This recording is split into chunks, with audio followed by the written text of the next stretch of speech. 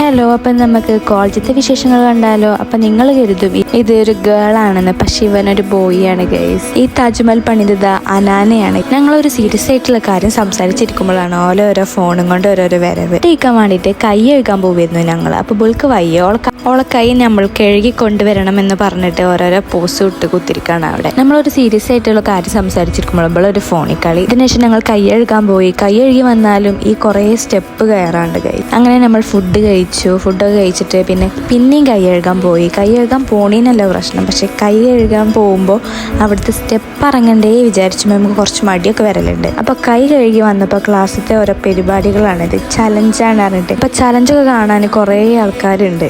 എല്ലാവരും പ്രോത്സാഹിപ്പിക്കുകയായിരുന്നു എല്ലാവരെയും. അപ്പം അങ്ങനെ ചലഞ്ചിൽ ആരെ വിജയിച്ചിട്ടുണ്ടാവുക? എന്തായാലും സാലി എന്തായാലും വിജയിച്ചിട്ടില്ല. ഓൾക്ക് അതിനുള്ള കഴിവില്ല, പടച്ചോൻ കൊടുത്തിട്ടില്ല. അപ്പോൾ പിന്നെ റിസ രംഗത്ത് ഇറങ്ങിയിട്ടുണ്ട്.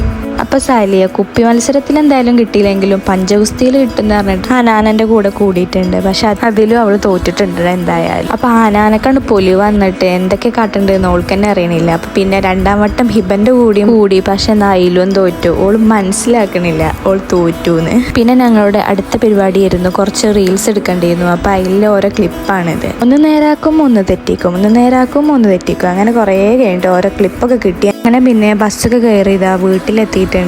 അപ്പം ഇന്ന് ഇത്രയുള്ളൂ. Okay, by.